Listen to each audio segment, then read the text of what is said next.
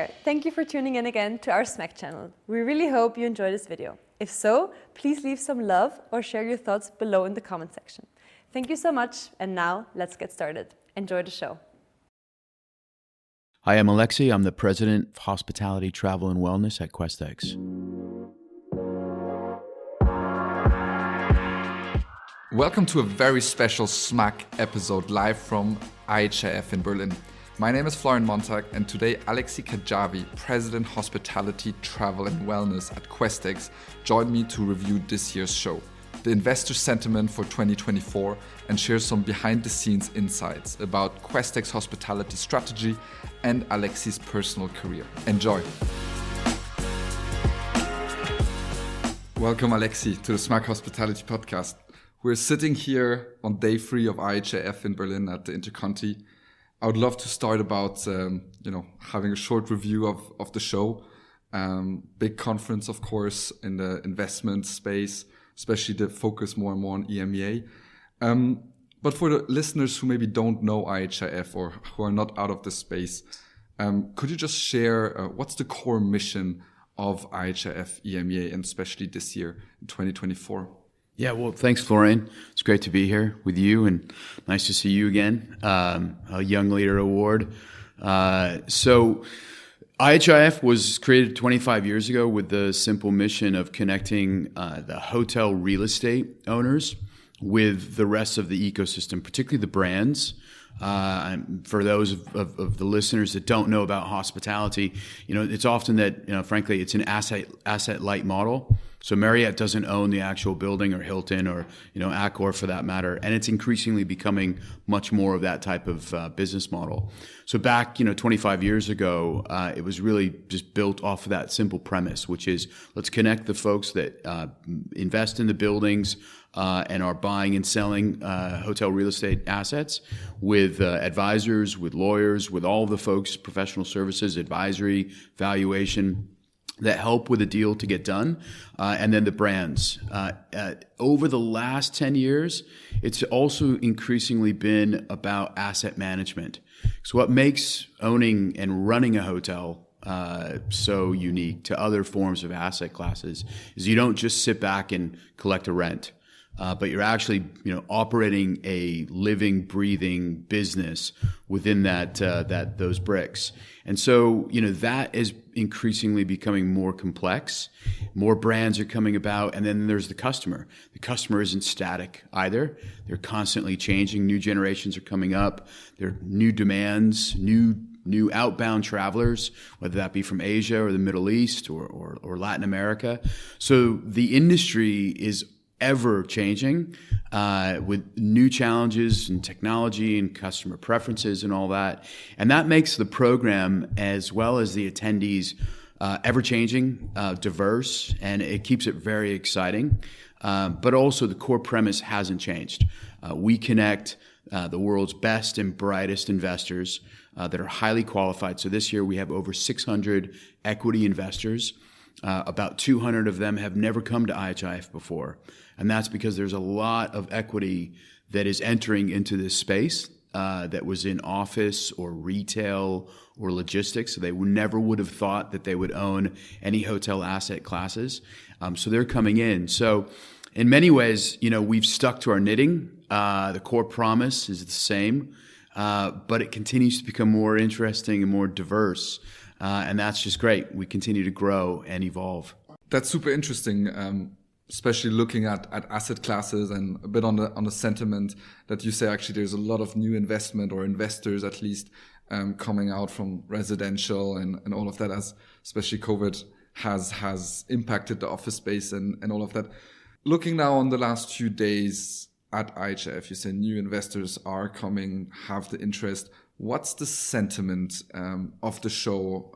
How are people looking at 2024 as, let's say, 2023 was not necessarily the year of deal making? Will it be different?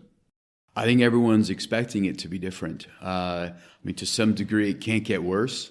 It's been very slow. Over the last 2 years, we've had just a number of issues impacting the transaction market. Inflation has gone up, therefore interest rates have gone up. and it's become very difficult to underwrite a transaction. At the same time, on the sell side, meaning if you own a hotel asset, you've had probably the best 2 years of revenue, whether that be RevPAR, occupancy, and of course now ADR, which is a combination of the two. So there really hasn't been the stress to induce that sale, or the valuations or the expectations on the sell side have been so high. So, it's been a difficult environment in which to get a deal done. At the same time, there's $300 billion of dry powder that's sitting on the sidelines waiting to deploy. And the pressure is building for that capital to deploy. And then you get, to your point, you get the stress in the resi, in the logistics, in the office, which we've seen, across capital cities with now, remote working and all of that. And a lot of capital that was never looking at hospitality is now also looking at hospitality. So in a way, it's this pressure cooker of demand with a bid-ask gap that has frankly been quite wide. And so deals haven't gotten done. So, coming in, everyone always asks, what's the mood, or what will the mood be like? Last year was one of cautious optimism. This year, everybody's always trying to be optimistic, right? Yeah. Well, we are in hospitality, right? I mean, if we weren't optimistic, I think there'd be something, you should probably join a different industry. I did hear a quote, which yesterday, in fact, which I think really epitomizes kind of the sentiment, which was the mood at MIPIM was a bit of a funeral, and the mood here at IHIF is a party. And, other asset classes are really struggling. And, nobody wants anyone to struggle. It's just the way that it's gone. I mean, hospitality has gone through its own issues in the past. But, there are some real significant changes, I think, that are happening. One is stabilization. Interest rates are stabilized. There are expectations for interest rates to come down. But at the same time, consumers. I think the consumer has reset from COVID that, life is fragile, and it's not infinite. And, they're going to live that. So the demand for experiences, which we're in the experience economy, is at an all-time high. And many people believe that it will stay, that people just want to live their lives, that, how many watches and cars and, things can you buy? And let's buy experiences instead. And so there's a real strong amount of positivity and conviction and confidence that we survived COVID, and we will certainly survive, the instability that's in the market today. And there's a lot of instability, whether that be geopolitical or macroeconomic, but really, really positive optimism. Almost, I would say, braced optimism, meaning there's a fortitude in the market. Is it a bit coming out from, let's say, from COVID? And Chris Nassetta was saying on stage that we've mastered COVID. We got out of COVID better than ever, and we're now an even more resilient company. Is it that kind of survival mode that it's now saying all the big companies and operators saying, hey, we can also take on whatever comes next? I think so. I think, there's an old saying, everyone has a plan until you get punched in the face. Yeah. And we all got punched repeatedly. Significantly. Yeah, all of us. I mean, you guys, I remember IHIF first year of COVID, it was canceled 3 days before, something like that. Oh my God, right? That was the hardest. It was probably the hardest business decision I ever took. And we took it 2 days before. You're absolutely right, Florian. And no one had canceled. ITB was still moving ahead. MIPIM was still moving ahead 2 weeks later. No event outside of Mobile World Congress in Barcelona had canceled. And, there was, then we were the highest numbers we had ever been. It was 2020. It was in 2 days' time. And we were forced to make that decision. Ultimately, it was the right decision to take because it was for the health and safety of our customers and our employees. And then sequentially, ITB canceled and everybody canceled. The world canceled. But then hospitality shut down. And I'll never forget, being in the middle of Piccadilly Square off of Regent Street in London, one of the most busiest intersections in the world. And it was just me and my wife and my 2 daughters in the middle of sort of April 2020. And I don't think anyone could have imagined that happened. And yet, in very short time, in fact, that summer of 2020, I was in Venice in Lake Como, experiencing the most incredible empty, northern Italy that you could imagine. And so the impulse to travel was, when we were all in lockdown, I do think absolutely fundamentally changed the consumer to say, look, this is what's important to me. Spending time with my family and my friends, gathering experiences. And again, as I said, that's what we do. We're in the hospitality industry. And so, we all got through that. And I do believe that made us stronger as an industry. And I see that fortitude both on the operator side, on the investor side, but also on the consumer side. I mean, we all had to get our vaccines and the paperwork, and flying was terrible, and you had masks. Well, if you could do that, travel today probably seems like a breeze. So I do think that COVID, albeit it was terrible, it was just absolutely horrific for, in terms of the worldwide deaths and the sickness and the economy. I mean, it was just terrible, but we got through it. And I do think it gave long-term fundamental opportunities for hospitality. And I think we're seeing that today. Definitely, I think, and you can really hear that from people saying, hey, people, if they were able to travel or wanting to leave their houses after COVID or during COVID, it's becoming more and more important. We see also experiences developing, so it's not necessarily always just traditional hotel businesses, but a lot of kind of adjacent spaces, as you guys call it also here. If it's from hybrid hospitality in terms of serviced apartments, a bit more longer stay, co-living, but also kind of camping, and all of that is professionalizing, and you see the big players entering that. How do you see that market evolving? We spoke before we started recording about the big brands having, a house of brands with so much different hotel brands, but also I heard a lot about now investing more into new experiences. How do you see the hotel chain of the future operator? Will it have a lot of mixed, even more mixed offerings and trying to capture even more of the share of wallet? I think it will. I think the loyalty programs are probably the canary in the coal mine to show that it's not just about a hotel stay, but it's about the full 360-degree experience. And that the benefits that you can reap from that loyalty program is not just, staying at a resort for 5 days at the end of the year after you've done all your business travel, but it could be in experiences at concerts, it could be at sporting events, it could be in restaurants and Epicurean type experiences. So I do think that the brands have already recognized and have already adapted to the fact that they are in the experience economy. And I think the question of what is hospitality is not just putting your head on a pillow at night, but it is the wider experience economy. How wide it gets and how wide we open that aperture, I think, is still to be determined, right? Because we have some investors here in senior living. I'm sure some would question whether that's the experience economy we should be focused on.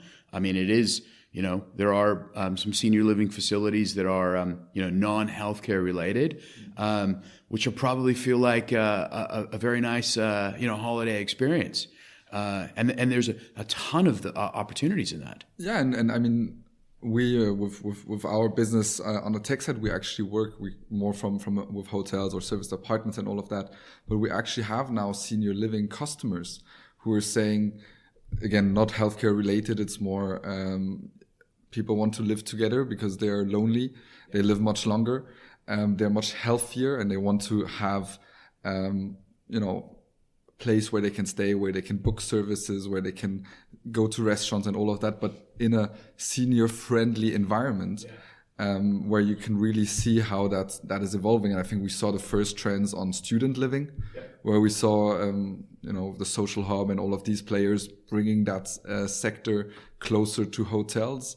And I see it going up. And the CEO of IHG was also talking about rich retirees becoming or fueling travel. So, yeah, I think the real question around hospitality is, are we an industry or are we a way of life? And not to get too philosophical, but it does impact business models. And when you also have these two sort of tangential things happening in society today, one is the epidemic of loneliness. To your point, people are living longer, and they're frequently living, if they're older, they're alone. And they're also healthier in many cases, hopefully. And so, there's a lot of people that are living by themselves and no longer working and no longer a part of a community or a church or whatever it may be. And so there is an epidemic of loneliness. And then on the other side, you have AI, where, artificial intelligence is able to do tasks that otherwise humans were able to do. And in many ways, it's just it's a phone call, it's an operator that's AI, or it's a check-in. But, you add those up and you incrementally or you accretively lose human touch. And in the middle of that, I do believe sits us, hospitality. And there is a higher purpose to what we do. And so I'm not suggesting that hospitality is going to cure the epidemic of loneliness or that it is the antidote for AI, not that AI needs or would take an antidote, but I do believe that hospitality has a massive higher purpose to exist in a world which looks like it's now becoming deglobalized or the globalization has stopped. You have more people living alone and more people being by themselves, more people spending time on their phones rather than engaging with one another. And that, for me, is just it reads opportunity and it reads purpose. And then I think it's up to really smart people, which fortunately in hospitality, we have a lot of them, to figure out the business models within each of them. But I think hospitality is if I had to decide, if I was a young, student and if somebody asked me, what do you want to study? I think it would be hospitality. I think hospitality is where it's going to be at for the next 50, 100 years of our lives as we continue to live in a very weird and wild times. I don't think those will end. And I think the ability to serve up human to human, people-powered experiences in a way that feels authentic, feels sincere, I think that will be in high demand for many years to come.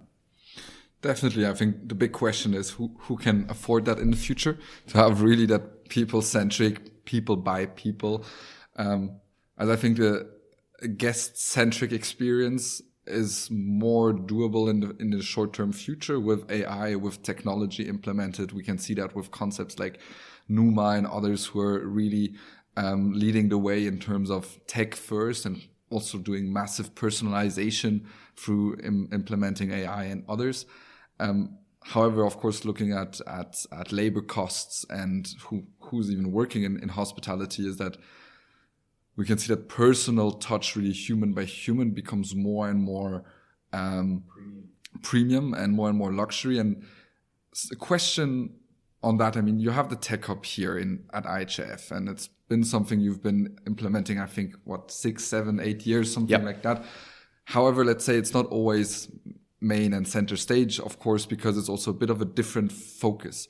However, we can see that the interest on tech, on how this changes these business models, on how it brings new concepts to market, doesn't always get too much focus, especially from investors or others. How do you see that? Do you see a shift there as well? Or do you feel maybe investors and others should care more about that as well, and how that can impact their business? What's your take on it? Yeah, we did launch it 7 years ago. So you're absolutely right. And because before that, tech had no place at the IHIF. And the reason we brought her on is because we actually measure the amount of engagement our editorial stories generate on our newsletters and on our website. And we're able to track the domains. So we know that, investors are reading more of this type of content than that type of content. We also have our investor sentiment index, where we index in the top 200 equity investors around the world on a number of issues. And one of them is tech. And 71% of capital investors are looking to rehaul their tech stack. And there are anywhere from 5 to 10 technologies in an average, hotel tech stack. That's a lot of transformation. We were probably a bit too early 7 years ago. I mean, it took some time, and then obviously we had that little pandemic in the middle. It is what we're seeing now is that two things I think have really kind of catapulted the tech portion as it pertains to hotel investors, right? Which is they are here to do deals. I mean, that's the core of what IHIF is for. But that is that one, deals have been few and far between. The transaction market has been much slower.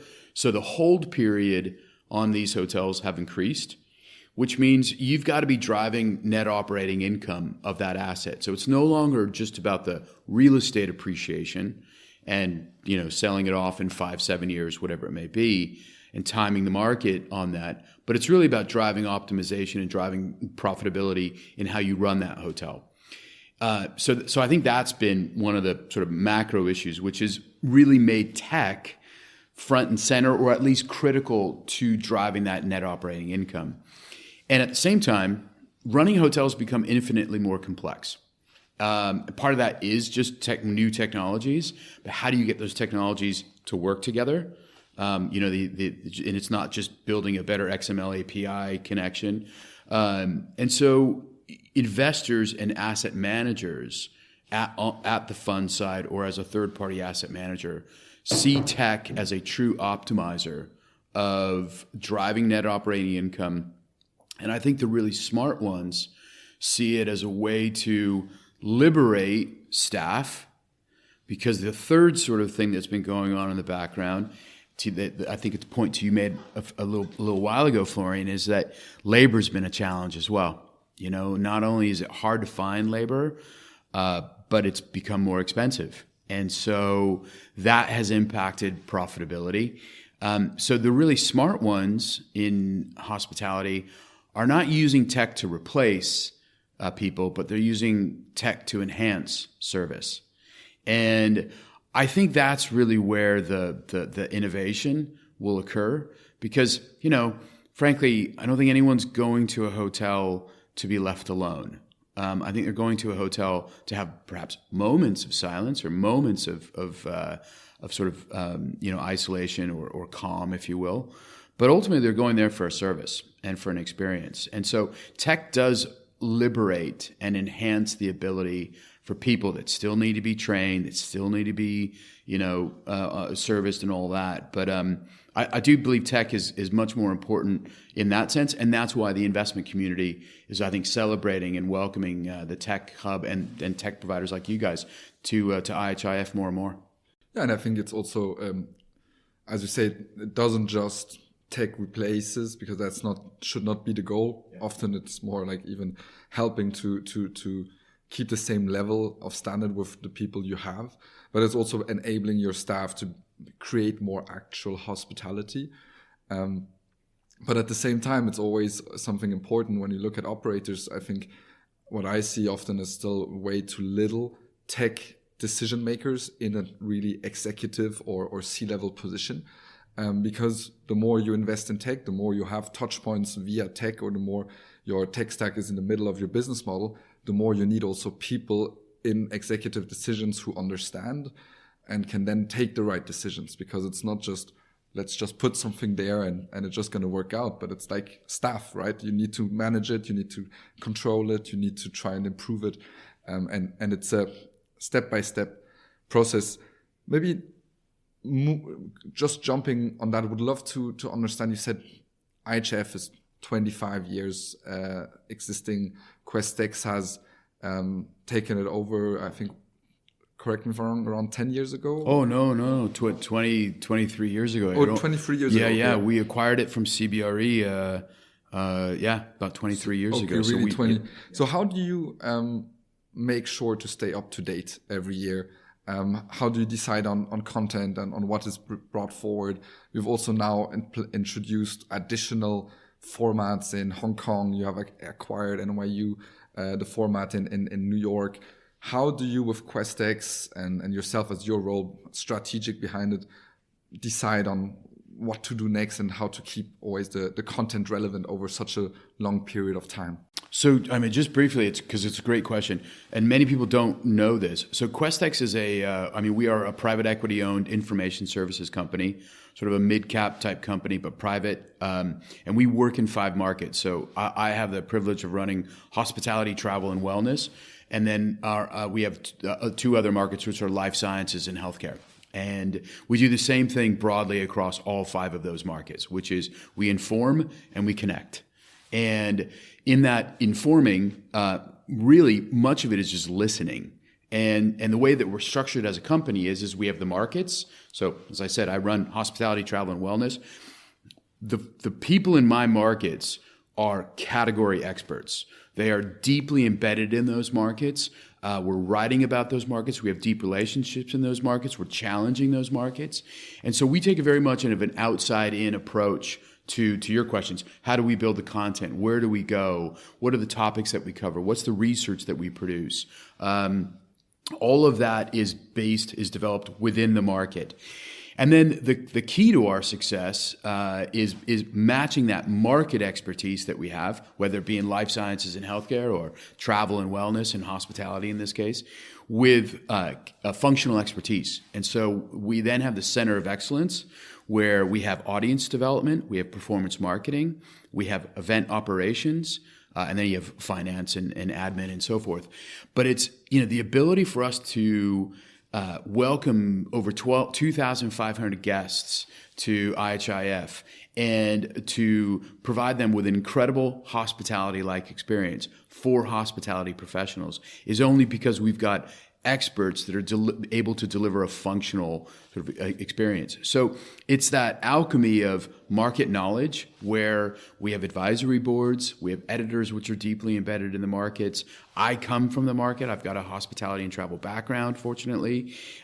So we are really deep in the markets with very deep relationships, and we're constantly asking questions, trying to figure out where are the trends, where are the challenges, and that is then brought to life really through the editorial that you read on Hospitality Investor or Hotel Management, to the sessions that you see here and the roundtables that we have. And sometimes it takes time, right? I mean, we, to your point, we launched the Tech Hub 7 years ago, and I don't think anyone really kind of got it until maybe a couple of years ago, 2-3 years ago.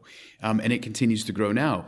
We just got out of a Greece investment roundtable. We launched that, oddly enough, 7 years ago, I think 2017. There was 5 people in the room when we launched that. There was over 50 people just an hour ago. So we're really good at being able to spot early trends. And we're also very committed that it sometimes takes a bit of time. We may be a bit early to it, but if there's something there, we have empirical data because we know what you read, we know where the engagement is, then we'll stick with it. And that's, I think, a real key to our success. And then we just have people that honestly really love, our people really love what they do, and feel really privileged to be able to bring this business together, this market together, and have them do business, but also let them have a good time. And there's nothing wrong with B2B being fun, and I think that's critical to our success.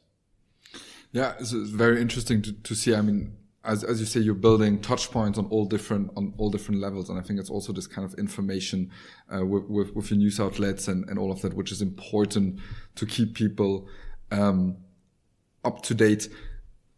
You've been now in the last year with the acquisition of NYU. You also created the new show in Las Vegas last year. Hong Kong is also quite new. why this expansion at this stage? And do you also try to cover other topics, or is it more a extension of this show, but now more regional? So we've had, IHIF for now 25 years, and we've been organizing it, and it's the focus of IHIF is EMEA, but we have over 80 countries that attend Berlin. Much of that is really to promote investment in EMEA or capital coming in to look for investment opportunities. The reality about global hospitality is that it's global. Forgive the obvious answer in that, but not only are travelers traveling around the world, whether they be corporate or leisure, but so is capital. And pre-pandemic, nearly 50% of all global hotel deals were done by cross-border capital, and it was always a bit of a I think it was just a bit of a frustration. Personally, or particularly on my part, that we had IHIF EMEA, which it's an incredible event. People love it. It continues to grow, continues to evolve. But we didn't have comparable events like it in the U.S., which is frankly the largest hotel market in the world. So NYU is a conversation I've been having for many, many years with New York University, which was a fine establishment, the hospitality school, where we were able to put together that deal during COVID, in fact. And I give a lot of credit and gratitude to my investment committee for believing in hospitality. I mean, it was only a short time that we had not been able to even do IHIF, right? So then to be negotiating to acquire another event, and then launching IHIF Asia right on the same year that we acquired NYU, just goes to show that our conviction for hospitality growth and also in what we do and the support of the market is unparalleled. It's second to none. So the thesis around having those events and launching more, we will be launching more events in other regions, is that hospitality is a global industry. And as much as the consumer is looking for new destinations and new markets in which to travel to, so is capital. And we want to serve that global investor as well as the local one, with connecting them with capital from all around the world and making that capital more efficient and more effective. And that's only able to be done by having a global portfolio of what we call the IHIF series. So that was really the launch of IHIF Asia and the acquisition of NYU. The launch of the hospitality show was also something that we had been working on, and it was really because running hotels are becoming more complex. And it is a increasingly more challenging business in which to drive profitability. And technology is taking much more of a front and center solution to solving a lot of those problems. Particularly with the franchise model, where franchisees, 70% of all hotels in the U.S. particularly are franchise. And so franchisees are struggling with technology, right? They don't have the skill sets. They don't have the CTO or the IT infrastructure. And so they're looking increasingly to their brands or to vendors directly within tech to drive innovation, help them implement, help them onboard, and then continue to help them, because as you know, technology doesn't just end, right? You don't just get the system. So the hospitality show was launched in conjunction with AHLA, which is the American Hotel and Lodging Association. We launched that last year in Las Vegas. We had 4,000 attendees. It was the third largest event launch in the world last year. So it was a really incredible, and the largest in hospitality. Yeah. So, and it's because we really know the markets. We don't say what we think the market needs. We just listen very intently to what the market needs are and the challenges, and we try and at least provide a platform where solutions and discovery of products and solutions can undertake or can be done. So it was. We are big believers in the experience economy. We also are in bars and restaurants, and we just love hospitality, and we're very deeply immersed in it. Yeah, it's incredible to see, and also the level, as you say, of when you guys organize something, people actually come because typically in a new show, the first year is always okay. Let's go and see and people maybe support. But it's funny you say that because I do have, I honestly, and I probably shouldn't admit this, I have this nightmare sometimes that no one will show up. You know, it's like the day before an event, and it's just, you know, it's this recurring nightmare that, you know, we're there, we've got all the food, we've got the lights, the stage, and there's absolutely nobody there. So it's probably this like childhood thing that's recurring in me. But no, thankfully I've got much better and smarter people around me that ensure, you know, not only lots of people show up, but they're the right people. But so looking at yourself now, and you, I mean, I don't know how many conferences you attend a year or organize yourself, but looking at a show like IHIF for yourself, what does it mean in terms of preparation for yourself? How does a typical day at IHIF for you look like? Long days. It's a lot of work. I mean, frankly, we'll get started on IHIF 2025 next week. So the work begins immediately. And so it's frankly, it's a 12-month job. It's not the only event that we do, so we have to balance our time. So it's a lot of work, and really, I give all the credit to the team around me. They do most of the heavy lifting. My day is, you know, I get a little bit of opening, and I appreciate having some really close relationships with some senior leaders in the industry that often, you know, ask if I'll moderate or interview them, and I really love that part of the job because it's an opportunity to kind of be on your side right now and ask questions, because I just find the people in the industry to be fascinating, and so I really appreciate that part of it. Really, a lot of what I do is just, you know, seeing people, having meetings, talking to our customers, talking to investors, and just greeting them. Right? They're not here to meet Questex. The industry is here to meet each other. But fortunately, when we do things well, and we are in hospitality, people are very gracious, and we do get a lot of gratitude and thanks, which is very nice, because I often feel like I get it, and I'm not sure my team hears it because they're behind the scenes and they don't hear it. So I feel a responsibility to let them know that I'm taking a lot of credit for the work that they've done. But it's long days. I mean, you know, we didn't get to bed till, you know, probably 1 a.m. in you know, this morning, and we were up at, you know, 6, and some of us are up 24 hours, you know. Unfortunately not me. I couldn't be here right now. It is a Herculean effort, and it's yeoman's work for 12 months. But it's also one of the only things that I've done in my career, after having worked in construction at 18, putting myself through university, where at the end of the day, you do get to see something was built. And so there is this tangible gratitude when you're on site at the event, that you do feel this, my God, we built this. It's real hospitality, right? Yeah. It's like a hotel stay or something. That's always incredible to see when the guests are Exactly. happy. And myself with my hospitality background, it was always the most incredible when you just see happy guests, you know, leaving the restaurant or staying Exactly. after the stay. Nowadays in the tech or software business, of course, always nice to see that the customers are happy, but it's much more far different. removed. Yeah. Sometimes you get some feedback, but you don't kind of live it in the same way. Spot on. I think that's the importance of being on site, right? Call your own business. Stay at your own hotel. Eat your own food. Eat your own cooking. Go in the back of the kitchen.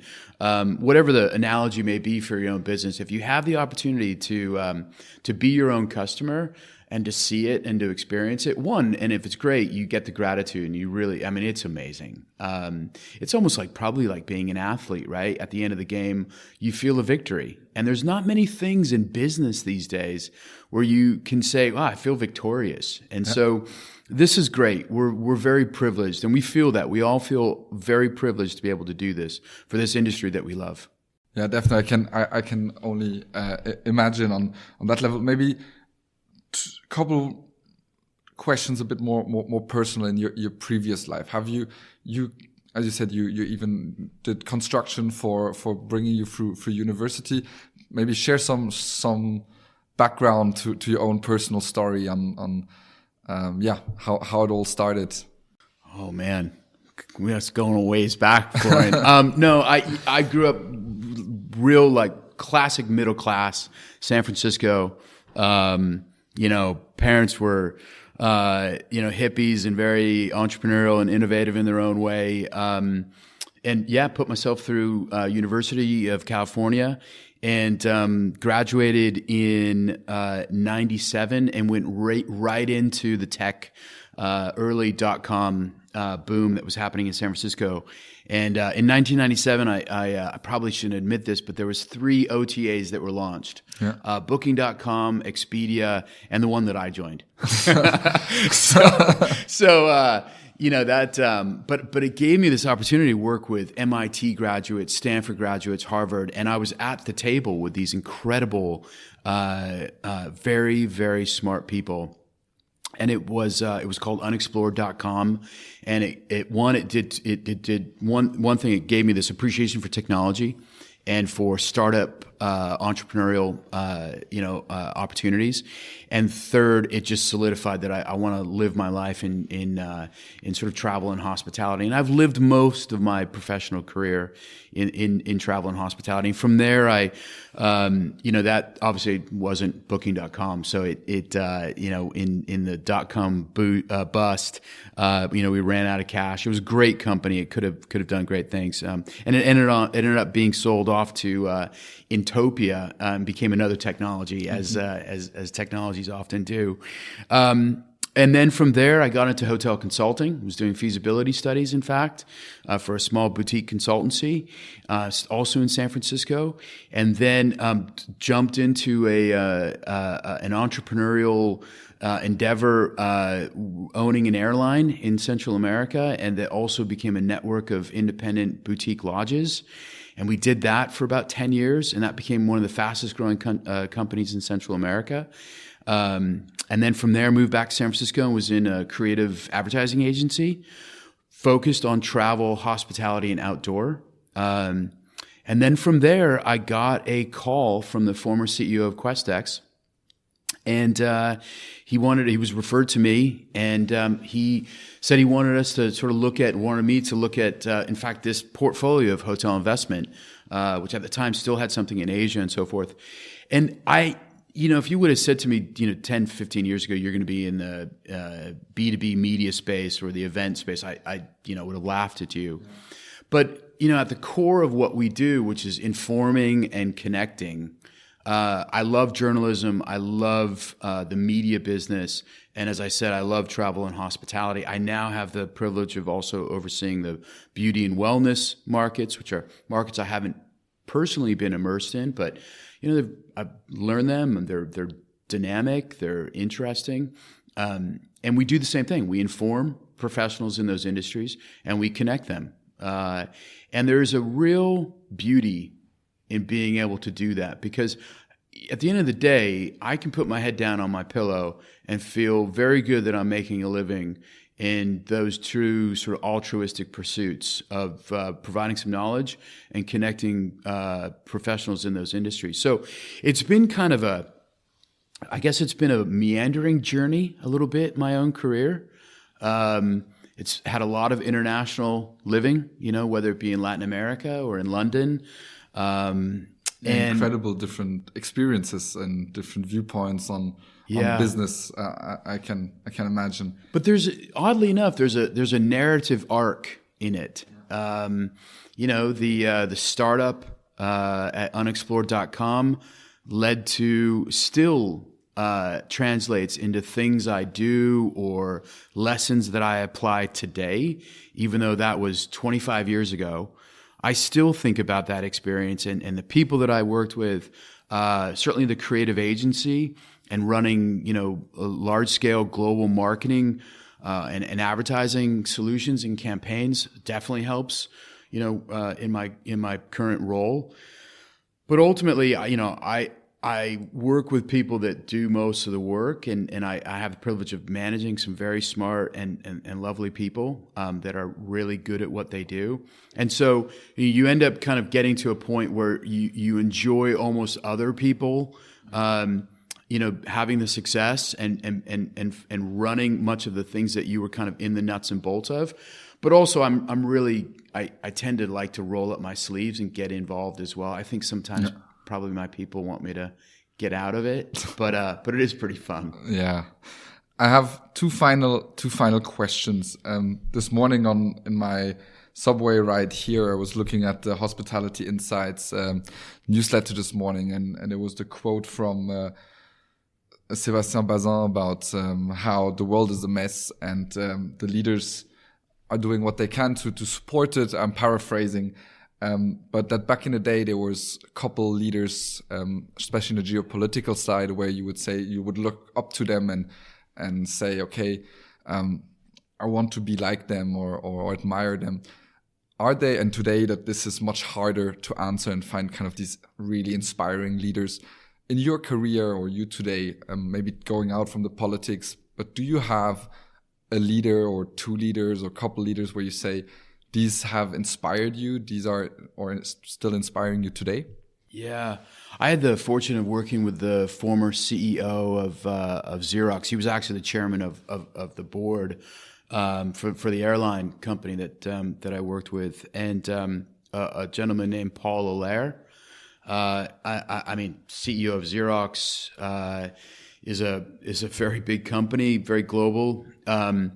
But he was very human and he was very sincere, and he taught me he taught me that you can be profitable and you can still go out of business based off of cash flow and the seasonality, which very much applies to tourism and hospitality.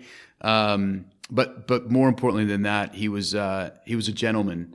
And he really did, I think, instill in me that you've got to give other people the opportunity, and leading from behind is as important as leading from in front. And I think, I'm still trying to balance what that means and how to deploy that. But he was very influential on my professional career.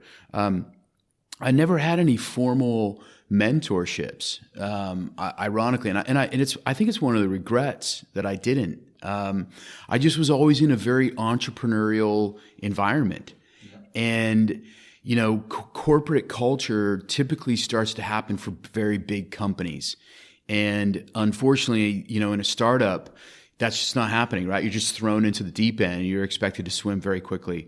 So I didn't have any formal mentorship, but I do a lot of reading, and I do a lot of, I'm a voracious reader. And I would completely agree with Bazin's comment that I think leadership today, it's very hard to pinpoint a leader that I think we could all agree is admirable, is inspirational. I also think it's just much harder to be a leader today, right? Because everybody knows everything about everyone, and you have to be on 24/7, and I just don't think that's possible. Mm-hmm. Yeah, no, definitely. I think, everybody's, when the spotlight is on you nowadays, it's a complete different world. Last question for today. And now you have to take sides. I mean, you have a lot of operators here. You have a lot of hotels you're staying on. What's your favorite brand, or what's your favorite hotel, if it's an independent hotel, that you say that's your personal favorite? Independent or brand. If you say you have a favorite brand, but it can I have to say one. I can't say two. You have to say number one, and then you can say close second. All right, you really put me to it. Okay, I'm gonna have to get escorted out of here. So let's embargo this for a few days so I can leave safely. I'll answer it very honestly. For corporate travel, I have an affinity to Kimpton. It's a San Francisco brand. I've stayed there for many, many years. I, in fact, worked at a Kimpton in Union Square. So I love what they've done with the brand. I wish there were more of them, in fact. And then independent, if I could just snap my fingers and go there right now, it'd be Costa Navarino in Kalamata in Greece. It's an incredible place. And that's all you're going to get out of me, Florin. Perfect. I'll put them on my bucket list for my next destination. I highly recommend Costa Navarino. It's an Alexi, place. Thank you so much for joining us. It was a really inspiring and insightful conversation. Love to have you on the show. Thanks so much. You too. It's nice to see you again, Florian. That's it for this episode, everybody. Thank you for tuning in. Don't forget to share your thoughts on this episode and everything else that is going on at Smack with us by checking out our website at smack.media or connect with us on LinkedIn, YouTube, or Instagram. We'll see you next time.